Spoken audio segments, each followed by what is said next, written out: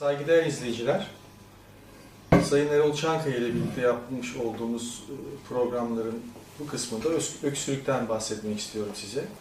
Öksürük, göğüs hastalıkları branşı içerisinde 5 majör belirti ya da 5 ana belirtiden birini oluşturur. Bu yıl en son yapılan Amerika Birleşik Devletleri'ndeki bir çalışmada polikliniğe başvuran ya da özel muayenehanelere başvuran hastalarda en sık şikayetin öksürük olduğu ortaya çıkmış. Tüm poliklinik muayeneleri içerisinde.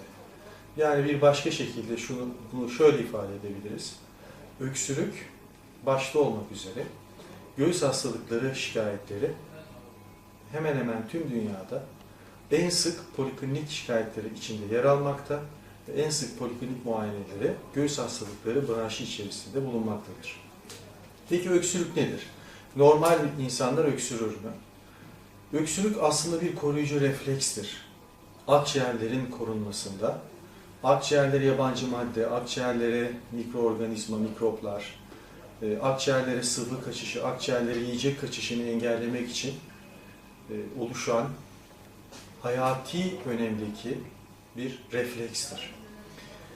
Demek ki normal insanlar öksürebilirler. Peki bu ne zaman hastalık anlamına geliyor?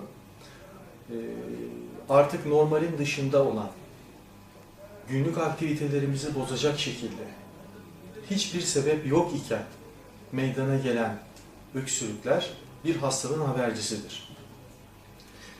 Peki hangi organların ya da hangi dokuların, vücudumuzun neresinin hastalıklarında öksürük karşımıza çıkar? Başta öksürük şikayetinin göğüs hastalıklarının 5 ana şikayetinden biri olduğunu söylemiştim. Ama hastaların önemli bir bölümü göğüs hastalıkları bölümüne gelirken diğer kalan kısımlar, kulak burun boğaza gidebiliyorlar, dahili branşlara gidebiliyorlar. Eğer çocuk hastası çocuk bölümlerine, pediatri bölümlerine gidebiliyorlar. Hatta nöroloji bölümlerine gidebilen veya kalp bölümlerine gidebilen hastalar da olabiliyor. Bu ne derece doğru? Şimdi öksürük, deminki soruma dönecek olursak, öksürük hangi dokuların ya da hangi organların hastalığı sonucu karşımıza çıkar? Birinci sırada solunum sistemi gibi. Şunu hiçbir zaman unutmamak gerekir. Solunum sistemi burundan başlar ve akciğerlere dahil olmak üzere uzanır. Dolayısıyla burunda oluşabilen bir hastalık solunum sistemini birebir ilgilendirir. Burun içi hadiseler. Bu burun içerisinde yabancı bir madde olabilir, burun içerisinde akıntı olabilir, burun tıkanıklığı olabilir. Sinüslerle ilgili problemler, sinüsler de solunum sistemini oluşturur çünkü.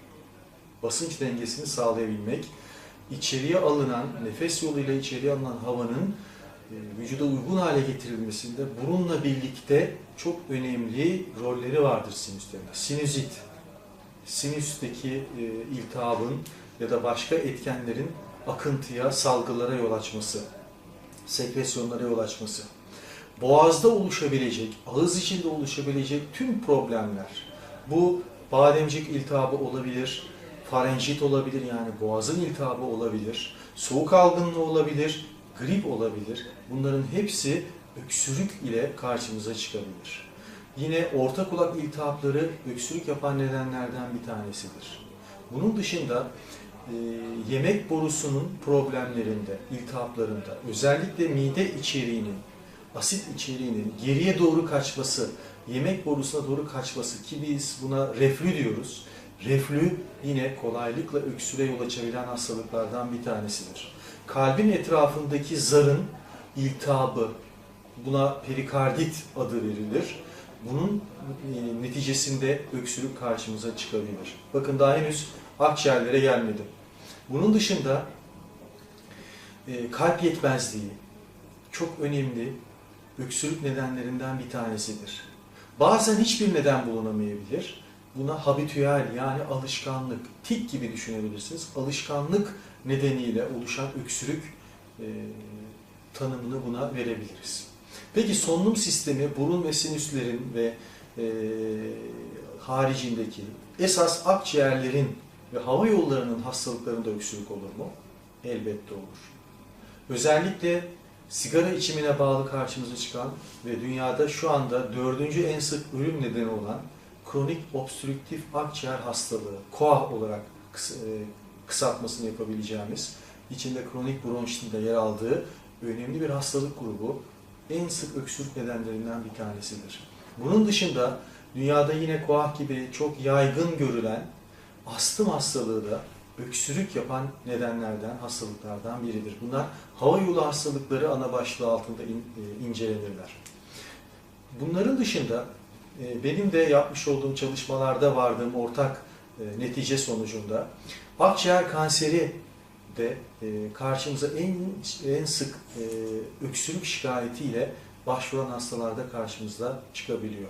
Demek ki öksürük olduğu zaman oluşacak tablo ya da altındaki neden o kadar farklı ki basit bir soğuk algınlığından dünyada günümüzde en ölümcül olan akciğer kanserine kadar değişen bir çok geniş bir spektrum var. Dolayısıyla öksürük ile gelen hastalarda çok daha dikkatli, çok daha detaylı inceleme yapmamız, tüm meslektaşlarım adına söylüyorum, bir altın kural olmalı.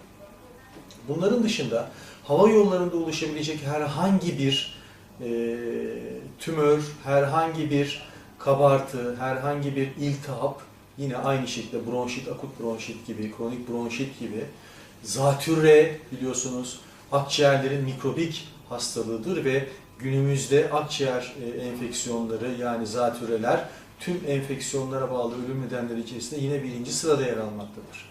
Ve başlı başına sadece öksürük ile hastalar kliniğe, doktora gelebilirler.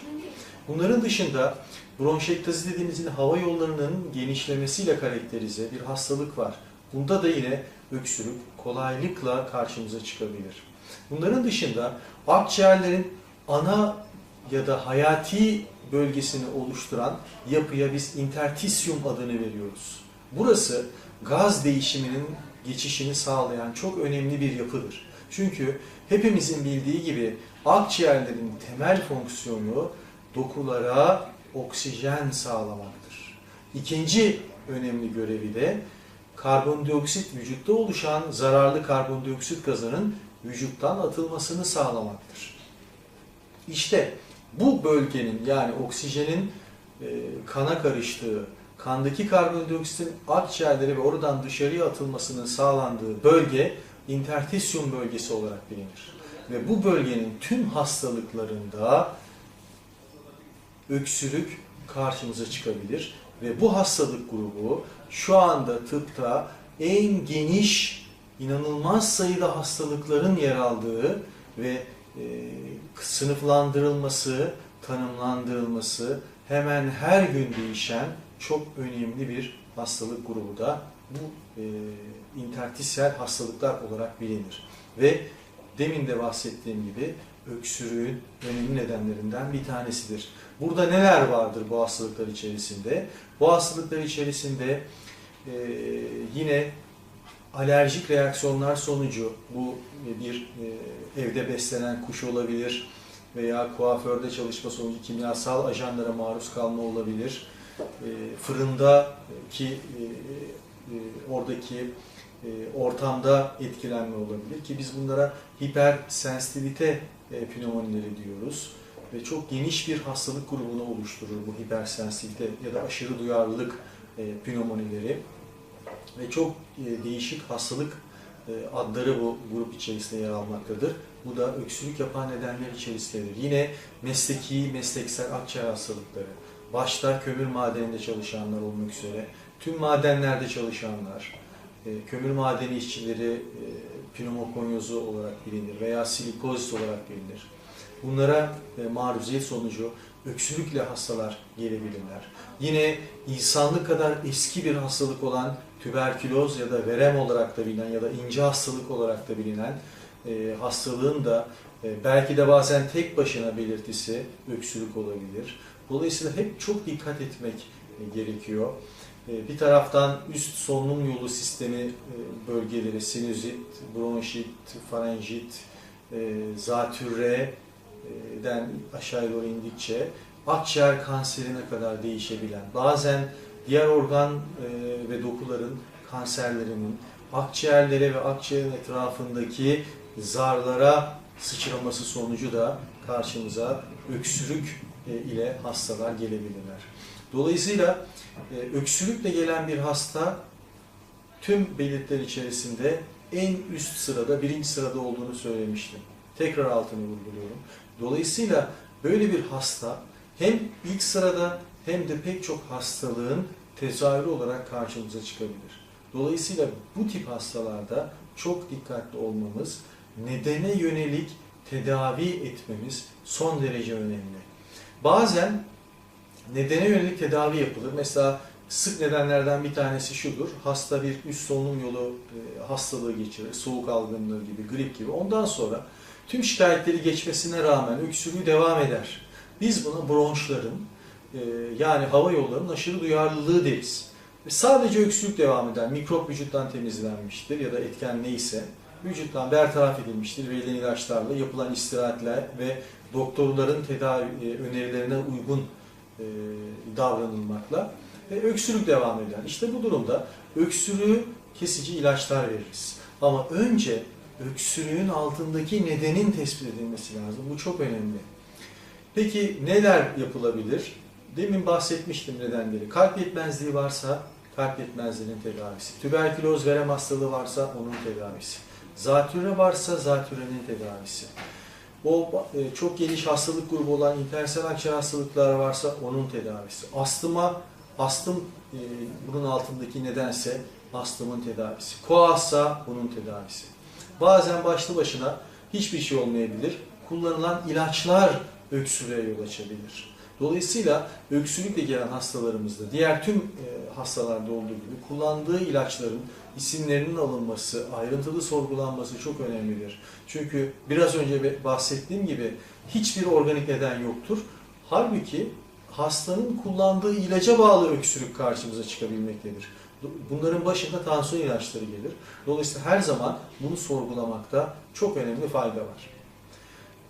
Buraya kadarki bölümü özetleyecek olursam, öksürük günümüzde doktora başvurularda, poliklinik hastanelere başvurularda birinci sıradaki şikayet nedenidir. Pek çok hastalık sonucu karşımıza çıkabilir. Bazen dayanılmaz olabilir. Tüm günlük aktiviteleri, tüm günlük yaşantıyı etkileyebilir. Dolayısıyla geçmeyen öksürükte bir gün, iki gün devam eden, günlük hayatımızı zorlaştıran, hatta gece uyandıran öksürüklerde doktora gitmeyi ihmal etmemeliyiz. Hemen doktora gidip gereken teşhisin gecikmeden konulmasını sağlamak çok çok önemli. Bundan sonrası teşhisin konulması ve tedavinin başlatılmasıyla devam edecektir. Dinlediğiniz için teşekkür ederim, saygılar sunuyorum.